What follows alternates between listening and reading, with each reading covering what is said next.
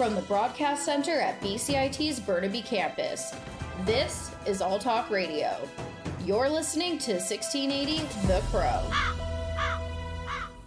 Good afternoon. My name is Victor Gaucher, and this is your noon news and sports update for Thursday, October 13th. Our top story out of the Lower Mainland today is that Aidan Coban, the abuser of Amanda Todd, is expected to be sentenced in a New West courtroom today. Todd was just 15 years old when she died by suicide after posting a video online about the cyber abuse and extortion she faced for years.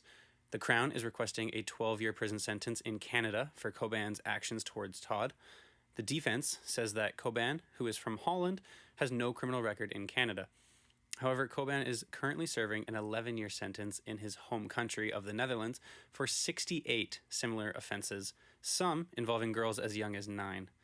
Coban will head back to Holland following the case and serve any Canadian penalty back in his home country. An escort in Vancouver is facing manslaughter charges after allegedly giving a man a drug in February of 2021, and he has since passed away.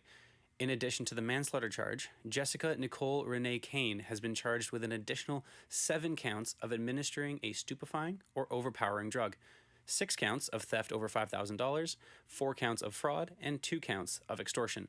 Surrey RCMP announced the charges Thursday after a year-long investigation proving to be complex and involved incidents in Surrey, Burnaby, Langley, and Vancouver. Housing seems to be a dominant topic in this Vancouver municipal election. Political scientist Hamish Telford explains. There just isn't enough of it for people who want to live in the city, people, especially, first-time home buyers, younger professionals moving to the city and hoping to find work, can't find adequate spaces to live, either to buy or to rent. Whichever party can sway voters with promises of more affordable houses may be victorious. Experts believe that nearly 40% of eligible voters are still undecided, despite heading to the polls in just 2 days. The Vancouver political party, COPE, has announced today a new safe drug supply policy ahead of the municipal elections this weekend. Carissa Chang has more. COPE says the goal of this policy is to regulate testing for drug supplies and provide compassion clubs with the training and toolkits to do so properly. The political party hopes that this policy will ultimately lower the number of toxic drug-related deaths across the city. City Council candidate Breen Ouellette says he hopes safe supply will be successful at the city level and that would encourage other levels of the government to step in.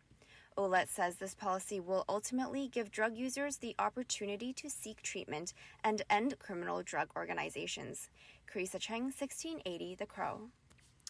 And I am now joined on the line by Carissa Chang. Carissa, are there examples of safe supply that COPE can reference? Yes, there is. City Council candidate Jean Swanson says a group in Vancouver is providing safe supply for a control group of 20 people right now.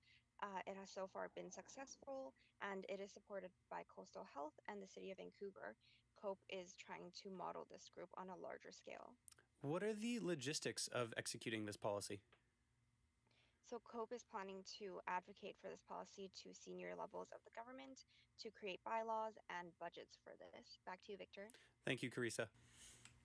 There is some relief at the pumps for drivers in Vancouver, as overnight the price of gas has dropped as much as 35 cents, returning to a relatively normal price under $2 per liter. Gas price prediction site Gas Wizard estimates prices could reach $189.9 per liter by Friday.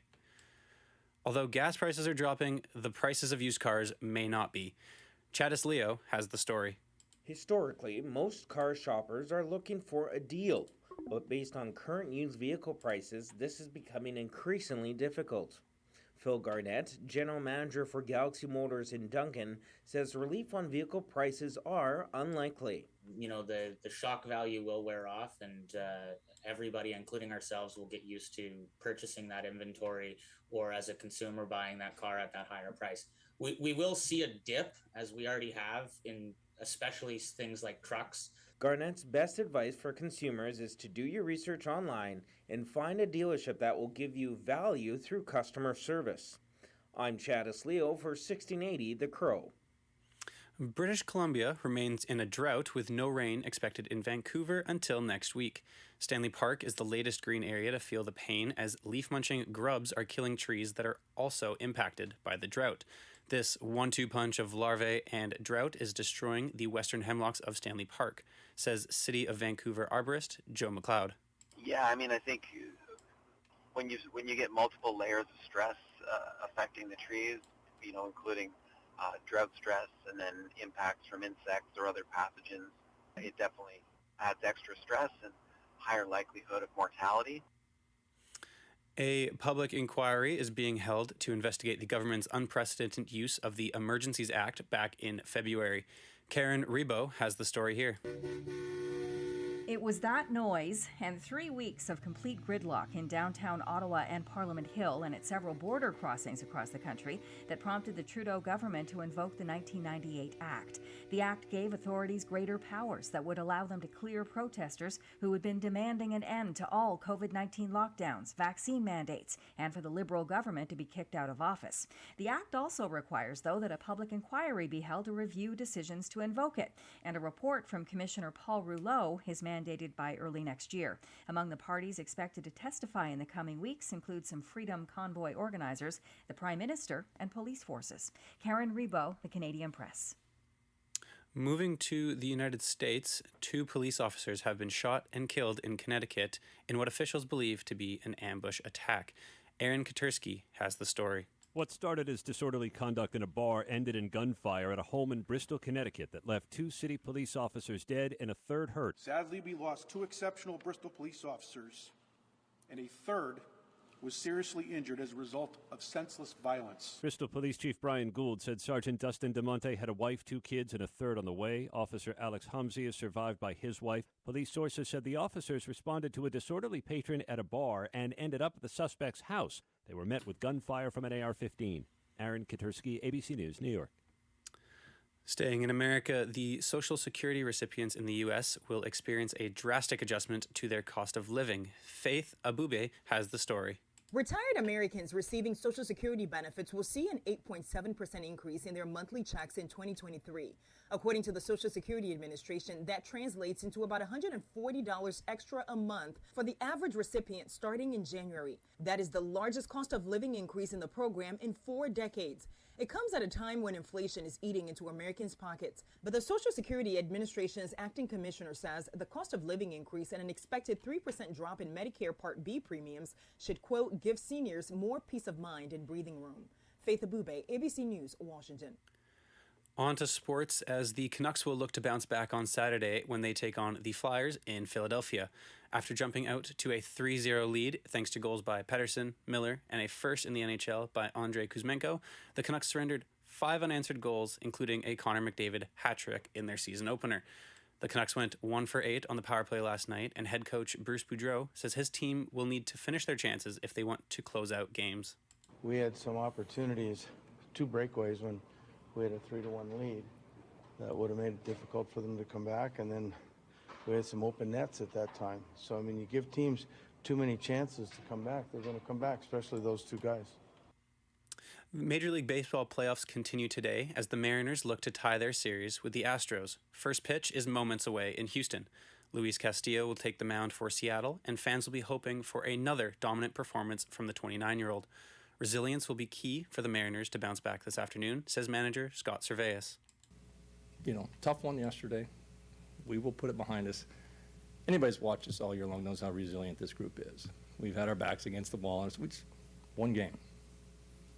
5-game series are not won with 1 game. Game 2 between the Yankees and Guardians was scheduled for today. However, the game has been pushed to Friday due to rain in the Bronx. Both NL series are tied at 1 as the Braves shut out the Phillies 3-0 and the Padres handed the Dodgers a 5-3 loss of their own. Tonight's Thursday night football matchup will see the Chicago Bears welcome the Washington Commanders to town. Carson Wentz is slated to start tonight for the Commanders despite a strained tendon in his bicep. The Bears could catch the Packers in the NFC North standings with a win, whereas the Commanders have their work cut out for them, currently sitting in last place in the NFC East. There will also be a new but familiar face on the TV screen as former Seattle Seahawk Marshawn Lynch will be joining Amazon's production of Thursday Night Football. For local weather, the sun is shining with a high of 24 today, and this weekend could reach up to 26. This has been your noon news and sports update. I'm Victor Gaucher, and thank you for listening to 1680 The Crow.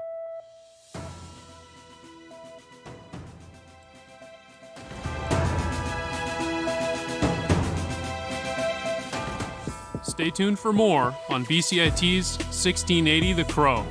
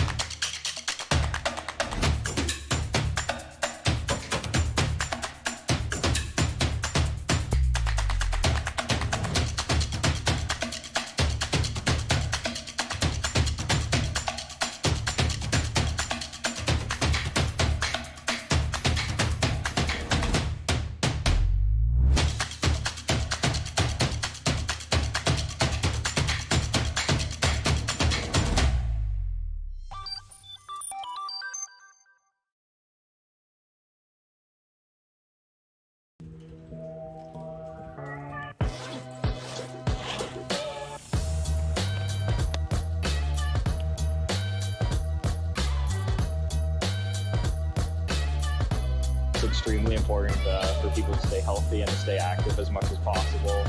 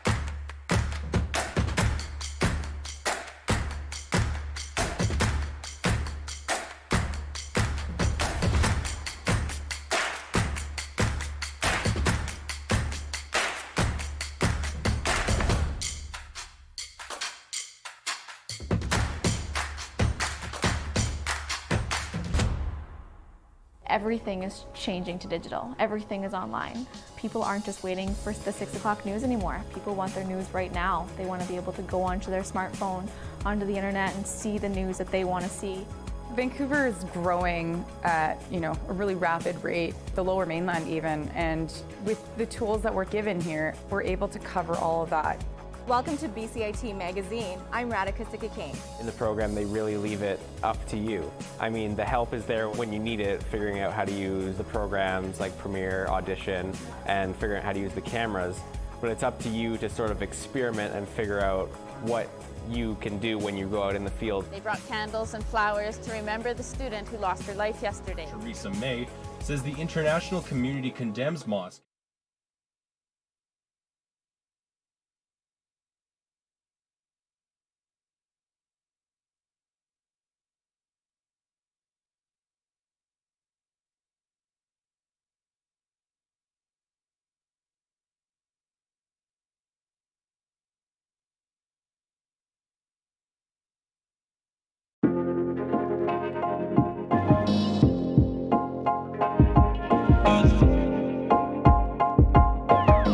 Thanks for joining us here on another companion call for BCIT News. I'm Chad Asleo, your host today, and we are on the British Columbia Institute of Technology here in Burnaby, and BCIT and ourselves acknowledges that the campus is located on the unceded traditional territories of the Coast Salish Nations, which include Musqueam, Tsleil-Waututh, and the Squamish Nation.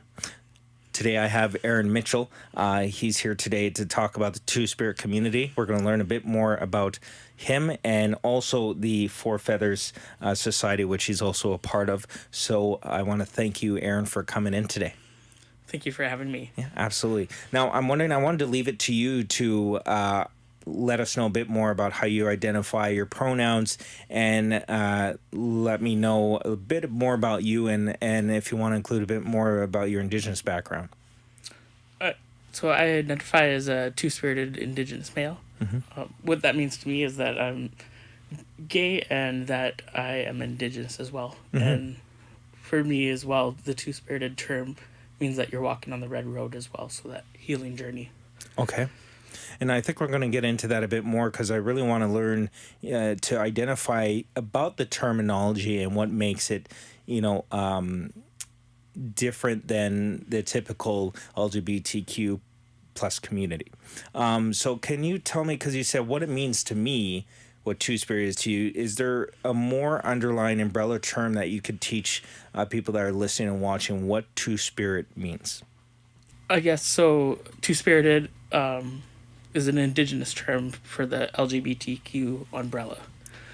So it doesn't necessarily mean gay or bi. It's kind of that umbrella term as well. So anyone that fits in that LGBTQ plus fits in there, but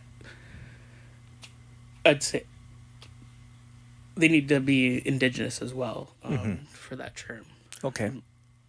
And can you tell me, and again, it might be a bit obvious, but if you can tell me what are the underlying reasons why it's important today for Indigenous people that are part of this community to identify under the Two-Spirit category, if I may be so bold, or and because it's obviously part of the LGBTQ community, but there's this terminology that's separating Indigenous people instead of LGBTQ. Can you tell me why that difference is so important?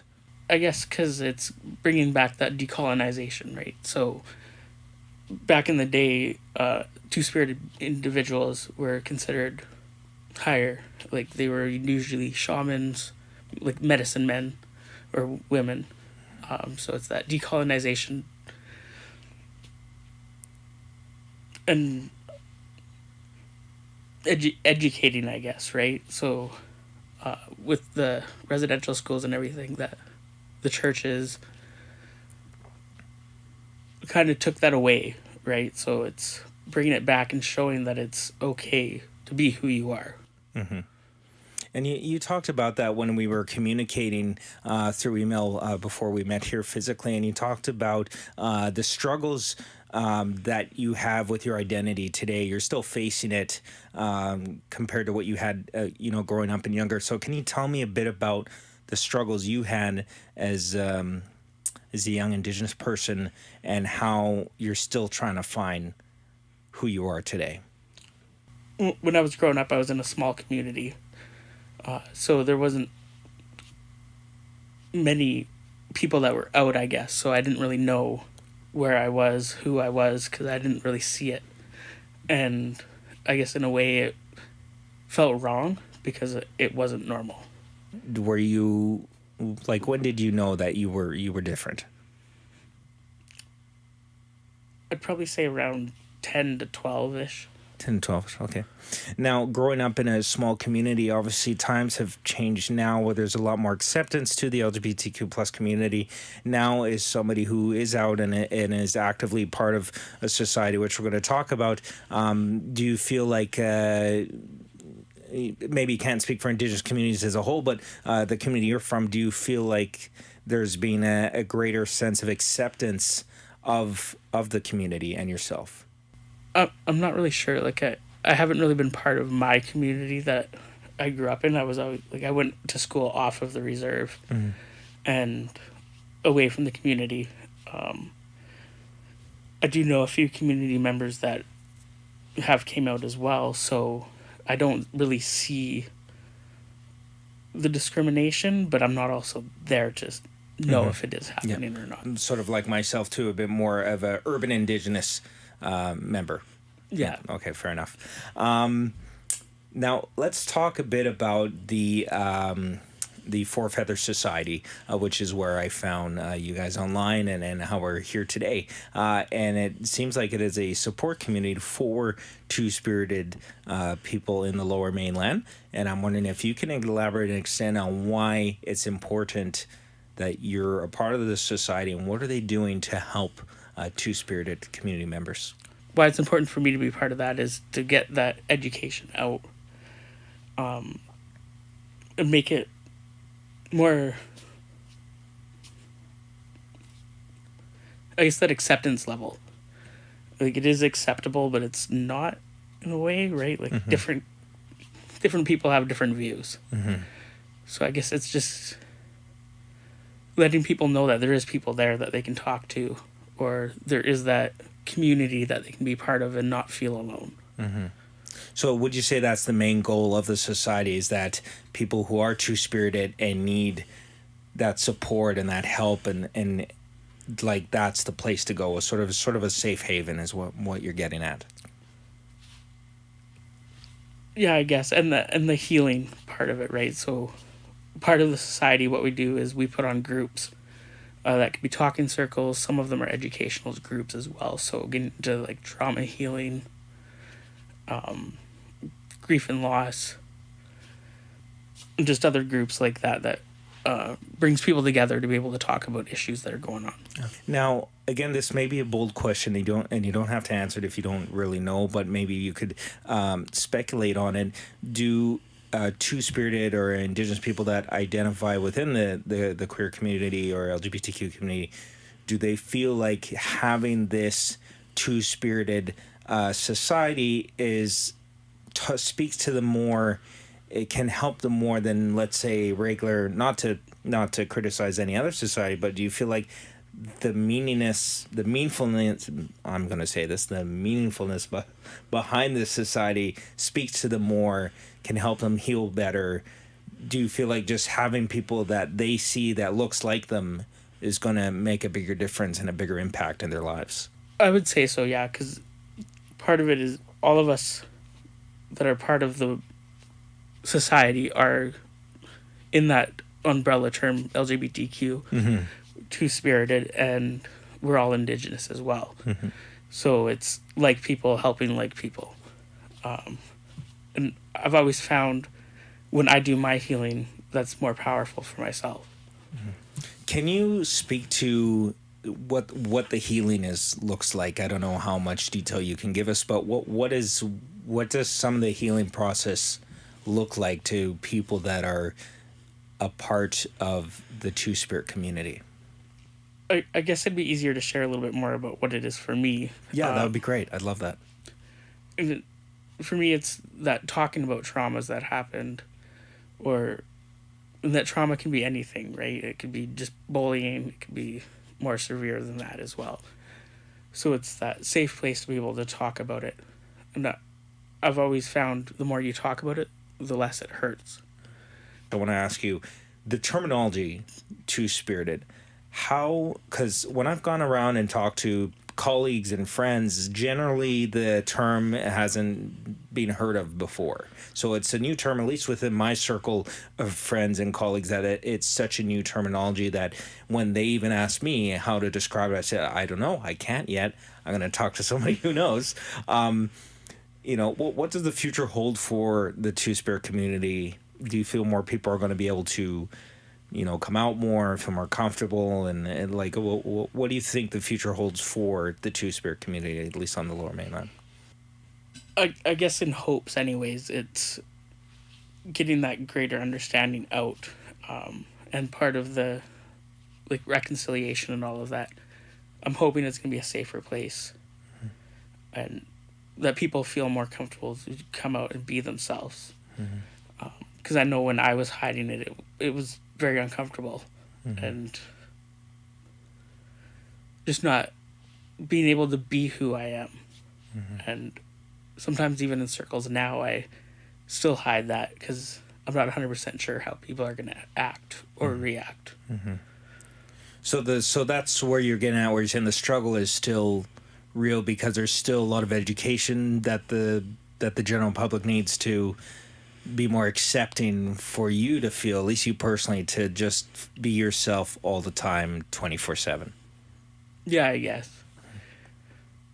Yeah. Well, I hope that changes, and it's conversations like what we're having today that hopefully will make a difference to, you know, even if you inspire one Indigenous person who's struggling. I mean, I would at least assume that you feel like it's a job well done. So I'm sure you're doing some great work. Now, can you also let me know a bit about if the True Spirit community, or even if you want to talk to Four Feathers, speak on behalf of Four Feathers, is there a communication and a working together kind of process for, because there's lots of LGBTQ plus societies. Do you commonly work together towards similar goals?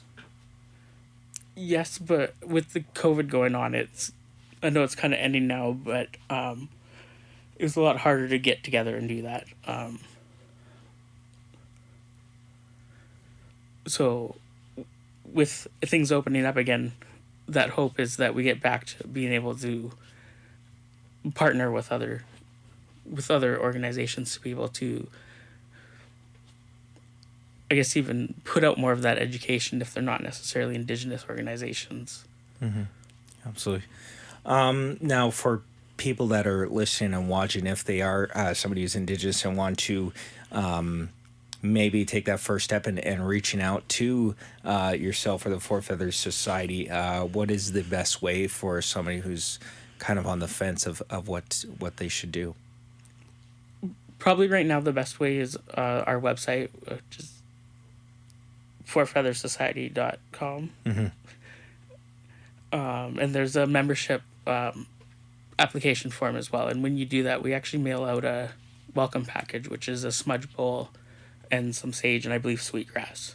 Oh, that's nice. Awesome. So what are the other benefits that come from signing up as a member for Four Feathers? You'll be notified about groups that we're putting on. Again, that's kind of how you apply for or sign up for the groups as well, because some of them are limited spaces. So back when you were younger, and you were going through these struggles of, you know, finding yourself and kind of keeping it to yourself, do you feel like your life would have been different or easier if a society like this had existed when you were younger? Do you feel like the impact of these types of groups are really making a difference in people's lives? I do feel like it would have been different because I would have realized that there was people out there like me. I felt like it was just me and I was broken, I guess, is the best way to put it. Or not normal, but what is normal even, right? So it's... I think having that society would have been even easier, right? Knowing that there's people there, people that I could have talked to, and giving you the support that you need, right? Yeah. Yeah. And because you've obviously worked directly with a lot of members and people coming through the society, what has been the general reaction of those people who are going through the programs? Can you maybe give us a little insight on how it's changing their lives? I guess I've been able to see people do their healing, right, and have that space to be able to talk. So seeing more comfort from them, and from the beginning to maybe a couple groups in, they're more comfortable speaking in front of the other people as well. You must see when they come in, maybe, really timid and reserved, and then as time goes by, when you get to know people, all of a sudden they might be a completely different human being, like week 3, 4, or 5, or 6, I'm assuming. Exactly. Yeah, what a difference, eh? I mean, that's how you can tell, right? You can tell that they're being more comfortable, more open. At least I would assume so. That's amazing. Now this might be an interesting thing to find out, is looking into part of the healing process could involve many different things. Does the society or other societies have like elders that come in and help with the healing process as well too? We have had elders. Again, most of our stuff's been through Zoom, just the challenging times right now. So we have elders that participated in the Zooms for people to talk to. We did do an event. It was kind of like a camp out healing, and we had some elders there as well. And I have seen a lot more organizations out there having the elders come in as well. That's good. Sounds like that's really helpful. Well, Aaron, I want to thank you so much for taking the time out of your day to come here to the BCIT Burnaby Campus and talk about the Two-Spirit community, talk about your journey, and these things are sometimes hard to talk about, but I'm sure people that are listening and watching will hopefully appreciate the conversation. So thank you so much. Thank you.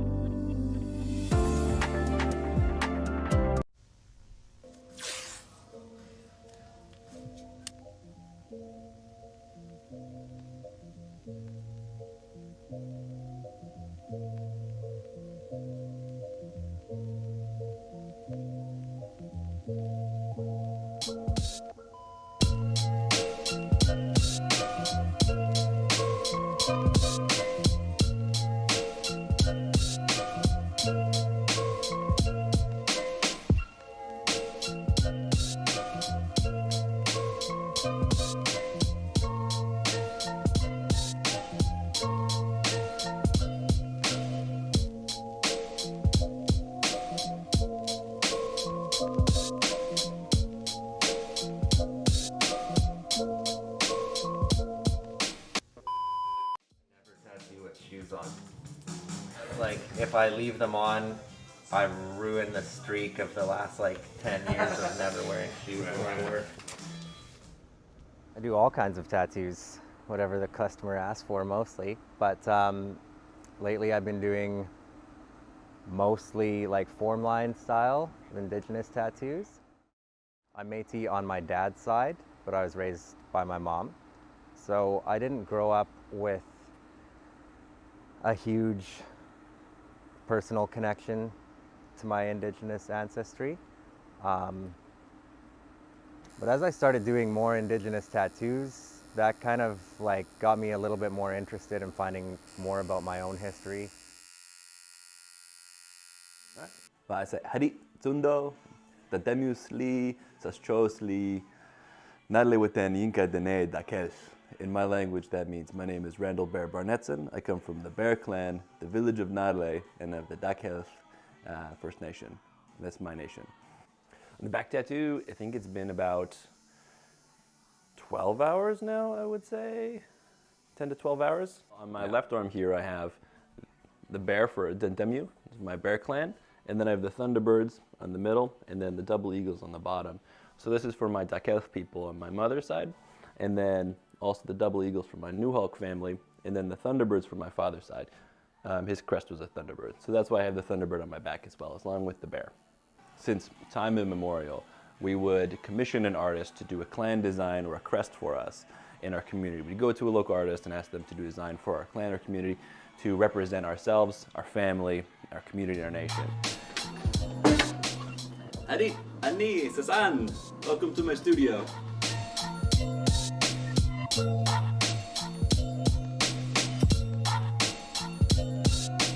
So my tattoos, they all represent that, from my bear clan to my Thunderbirds to my eagle clan. They represent and they place me in my community and show my affiliation there. And so that's why I love working with Logan, because Logan, he helps me to kind of embody these teachings in these clans and crests, and he really contextualizes these teachings that we have. And then on this side, I got the East Van cross, because where I was born, East Van. So I kind of go between two, because traditionally, land and people are the most important things to us as traditional indigenous people. So when I turned 18, I was like, I'm going to get the East Van cross on my arm. I'm going to go to do it. I went to a tattoo artist, and he said, nah, come back in a couple of years when you figure it out a bit more.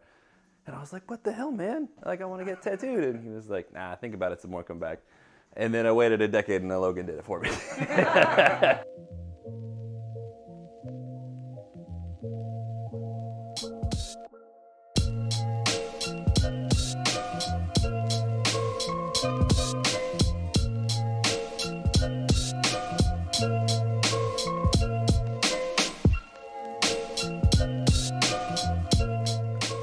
My name is Shanton Hopkins. I am a tattoo artist here at East Van Warren Tattoo Company.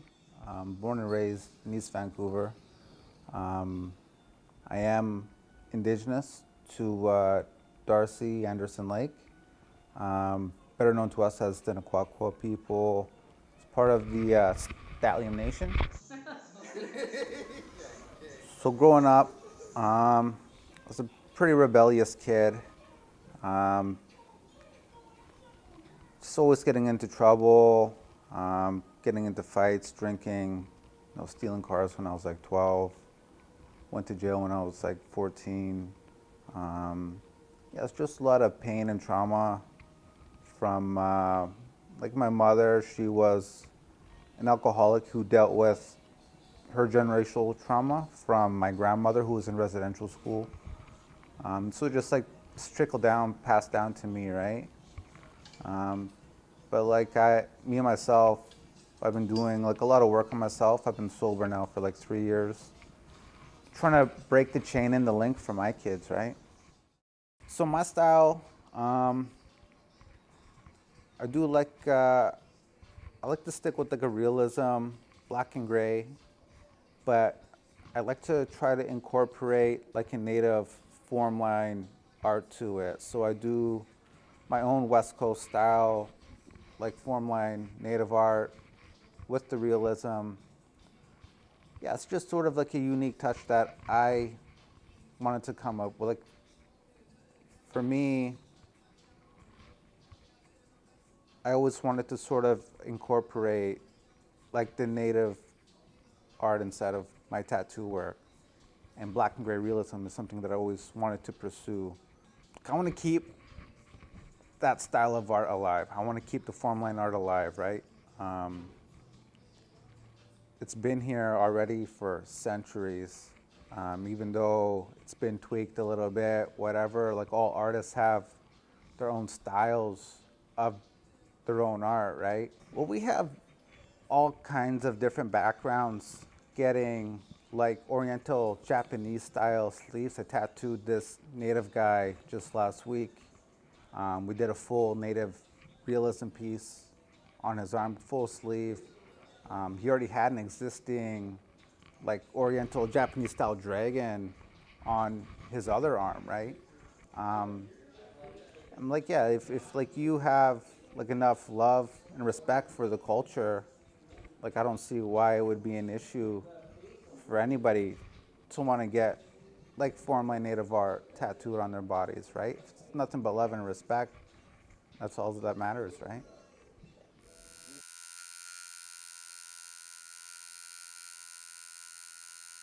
I think it's really complicated. It's non-Indigenous people, unless there's like, the way I was taught is if there's a story, connection to the story, and you go about it in a good way, as you do work with an Indigenous artist, and you go about the proper protocols, and you know the story and the connection there, then it's more acceptable. However, if you get a clan design or a clan crest, then that has such larger meaning behind it, and affiliation to, like I said, to place, community, to people. And you're essentially saying that you are part of them. And that's a tough thing to claim. And we always say it's not who you claim, but who claims you. It's a little controversial, and it's everybody has a differing viewpoint. And for me, it's different client to client. Like sometimes, like I have some European tourist that's like, yeah, I want this salmon because I'm in Canada. And in that case, like, you know, go home and think about it a little bit, do a little bit of research. But other times, like I've tattooed white people that have been adopted by a nation and have lived their whole life on reserve and around Indigenous art and Indigenous people, and they want to honor that. And I think that's dope too.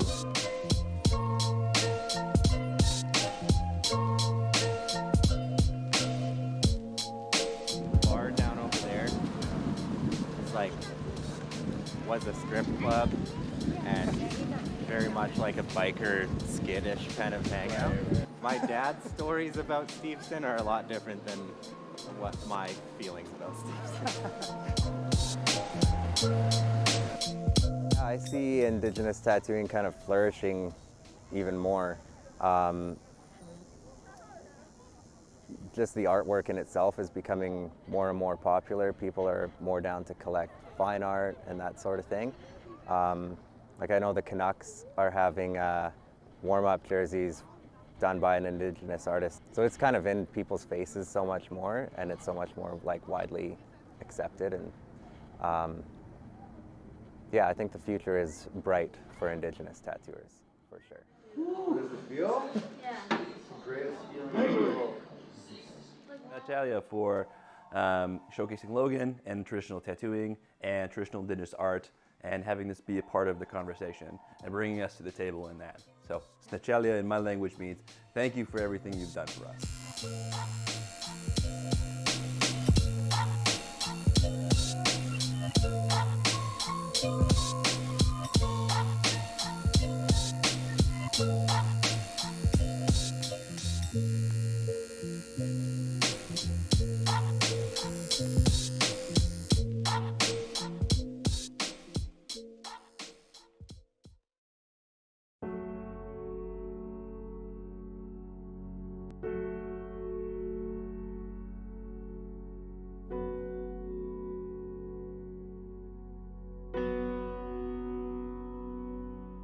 I was just gonna go do my own thing, but then I ended up, there's something in me that just stopped, and I sat on the curb and I just started crying, and I was like, what am I doing with my life? Like, what, this is just, I don't wanna do this anymore.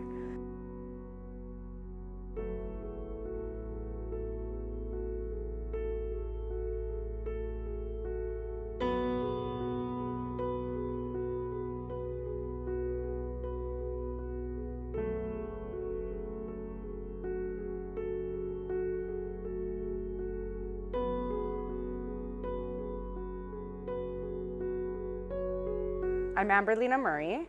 I'm 33 years old, and I was raised in Port Coquitlam.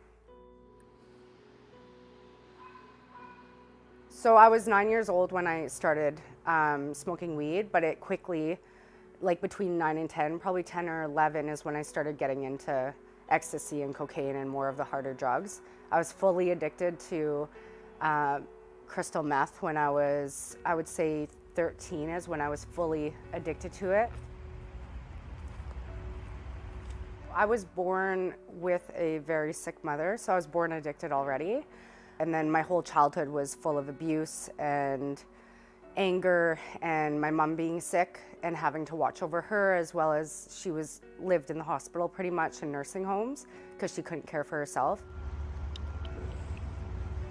What happened with Amber's mom and Amber is an absolute tragedy, and no child should have to go through that, and it breaks my heart. So we didn't have like a good relationship at all.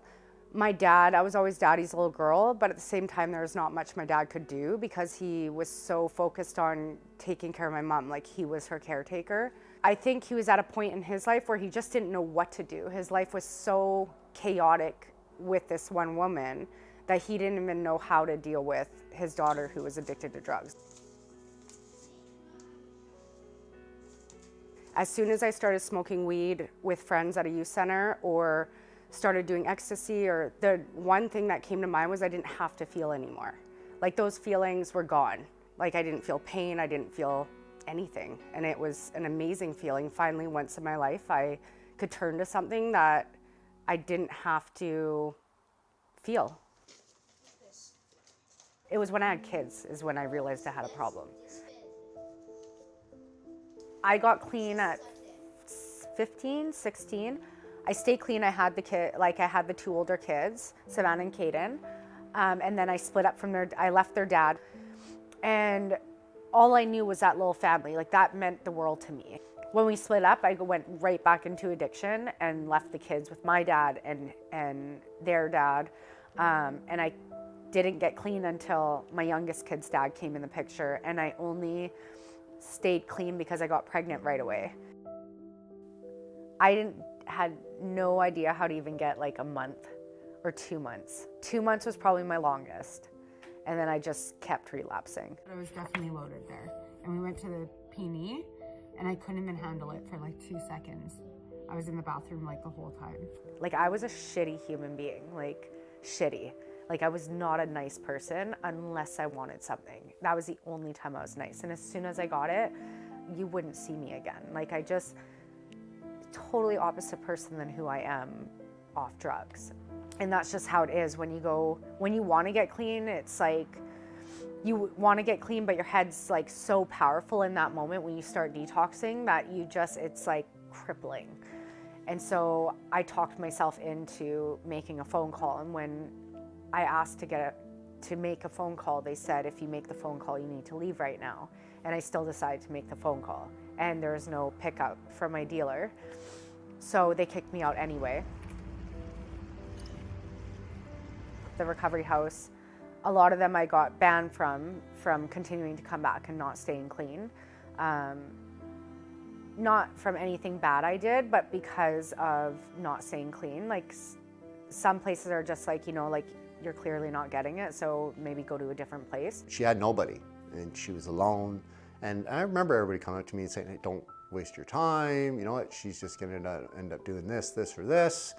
And I can understand where they were coming from, right? Because a lot of people had invested a lot into Amber, and Amber made unhealthy choices, but that's to be expected by somebody that is in addiction, right?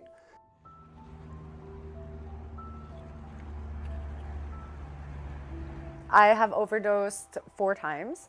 The very first time I overdosed, it was actually my kids who found me in the living room, as I was still living with my youngest kid's dad at the time. And he ended up calling, they started screaming, and then he ended up calling an ambulance and stuff. And then I went code blue in the ambulance. I was able to make it through, thankfully, but yeah, that was probably like my lowest. There's something in me that just stopped, And I sat on the curb and I just started crying. And I was like, what am I doing with my life? Like, what? This is just, I don't want to do this anymore. I remember being in like recovery for like in a recovery house for like the 6th time, and I had a weekend, or not a weekend, but my youngest kid's dad brought them all to me to have like an hour visit. And I remember like that so clearly, that they were leaving, and this is after about 6 months and not seeing them at all because I was in addiction, and then the recovery house I was in, you can't see anyone for a month. So he came and brought them, and when they were leaving, all 3 of them were like screaming and crying and like would not let go of me at all. Where the staff at the house had to come out and pry them off me, and I like cried for days. I just didn't want to let go, and I wanted to stay with her, and I just wanted her to come back home with us. I just felt really sad because I didn't understand why my mom couldn't come see us and why we always had to come see her. It's heartbreaking. It's like, I'm doing this, I'm doing this by not putting the work into me and continuing to use. I'm causing so much trauma in my kids that I grew up with. And I mean, they're floating around house to house like there's no stability at all. So, and no one's gonna love them the way that I love them. Because of my chronic relapsing, to help me stay in the houses, of writing what the kids would say to me. I love you, Mommy, and I want you to stay there and get the help you need, so when you come home, we can laugh and have fun again together. Like, addiction took everything from me, like my ability to be a mom, my ability to know how to even love on my kids. Like, I didn't know how to hug my kids anymore. Like, that natural mom instincts were gone. Like, I had to relearn all that through my recovery. It took me a long time to even talk about my mom, like before I got clean this time, but I knew if I wanted to stay clean this time, I had to talk about her. So like prior to this, like I just hated her. Like I thought she ruined my whole life. Because I knew like deep down that if I didn't have a mom like that, I probably would have had a better chance in life. Yeah, myself and one other woman in this. I did feel like the kids deserved to know why they went through what they did.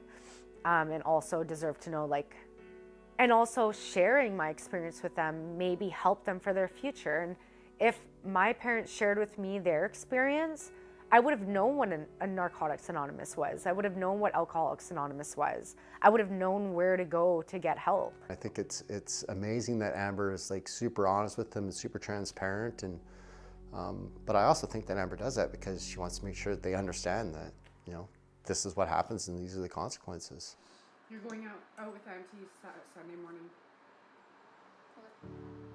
What day am I? She understands what she put us through, and I feel like she tries to make up for it all the time. But like now, there's nothing really to make up for anymore. So this is something I keep, and it's like all my medallions over the years. From the broadcast center at BCIT's Burnaby Campus, this is All Talk Radio. You're listening to 1680 The Crow. Good afternoon, my name is Kyle Collis, and I'm here with your news and weather updates to 1 p.m. The sentencing for 44-year-old Aidan Coben is expected to wrap up today at the BC Supreme Court in New Westminster. Coben is convicted of multiple sex offenses against 15-year-old Amanda Todd, who took her own life in 2012 after being harassed for years. Defense lawyers say Coben should serve 6 years for the crimes, and they want the term to be served at the same time as he completes an 11-year sentence in a Dutch prison for 68 similar offenses. However, the Crown has asked the judge for a 12-year sentence to be served after Coben completes his current sentence in the Netherlands, but that is up to a Dutch court to decide whether the Canadian punishment should be served at the same time or after. Minister of Housing Murray Rankin and Addictions Minister Sheila Malcolmson say the deaths of people who suffer from homelessness across BC is a tragedy. This comes after the preliminary report that was released by the BC Coroner Service showed that there were 247 of those deaths last year. Reports say that 85% of those were accidental, but 93% of those accidental deaths were caused by illicit drug use. Both Minister Rankin and Malcolmson say the government is continuing to open care housing spaces for people who are in need of higher levels of support. The New Westminster Animal Shelter is being overrun and is in need of the public's help. Reporter Angelina Mintz explores why. The animal shelter is seeing an increase in pets needing to find new homes. Most of the pets up for adoption are ones that aren't high in demand, such as rabbits, guinea pigs, and birds. According to the shelter, these are the hardest pets to house. The shelter currently has 12 hard-to-home animals, which for a small city is a large number. They also note there is a long waiting list for more pets looking to be rehomed. Anyone looking to adopt is encouraged to fill out an adoption form on their website or to visit the shelter themselves. Angelina Mintz, 1680, The Crow. Staying in New Westminster, police say a 30-year-old man from Burnaby has been charged with assault after an unprovoked attack on a teenager. The team was taking photos at Pier Park, located in New Westminster, earlier this month when the attack happened. Police say the teen required hospital treatment. Victoria police say they have made an arrest after responding to a report of a man who was armed with a bat and charged another man who was forced to call out for help to people passing by. Officers seized the baseball bat as well as a knife during the arrest. Police later learned that the suspect had robbed the victim. If you're looking for a used car, don't expect prices to drop anytime soon. Our reporter Chattis Leo explores why. Historically, most car shoppers are looking for a deal, but based on current used vehicle prices, this is becoming increasingly difficult. Phil Garnett, general manager for Galaxy Motors in Duncan, says relief on vehicle prices are unlikely. You know, the shock value will wear off, and everybody, including ourselves, will get used to purchasing that inventory or as a consumer buying that car at that higher price. We will see a dip, as we already have, in especially things like trucks. Garnett's best advice for consumers is to do your research online and find a dealership that will give you value through customer service.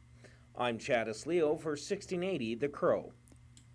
The Canadian Food Inspection Agency has confirmed that avian flu is in a non-commercial, non-poultry flock in the Langley Township. The agency does not say how many birds are infected. The highly infectious H5N1 virus has been spreading since the spring, and infections have been recorded in several different flocks. Migrating wild birds have been identified as the main factor for the spread. Over in Alberta, the government is set to participate in a public inquiry that begins today about Ottawa's decision to invoke the Emergencies Act earlier this year. The federal government has said the act was needed to end a blockade at the Coutts-Alberta border crossing and the occupation of downtown Ottawa by people protesting the COVID-19 measures. Alberta Justice Minister Tyler Shandro says the province plans to show the Coutts blockade was effectively dealt with before the act took place. He says the move violated Albertans' constitutional rights and gave Ottawa the ability to seize property without due process. Canada's ambassador to the U.S. says the Nexus program is being held hostage by American efforts to renegotiate the agreement. Kristen Hillman made the comments at a summit in Washington on border issues at the Canadian Embassy. She claims the U.S. is trying to renegotiate the terms of the Nexus agreement in a one-sided way. Now for your weather updates. Currently it's 21 degrees outside, however it could go up to 23 in the afternoon, but go as low as only 11 into the night. Prepare for a very warm weekend, as Saturday could be 24 and Sunday as hot as 26. Those are your news and weather updates to 1 p.m. This is Kyle Collis, and you're listening to 1680 The Crow.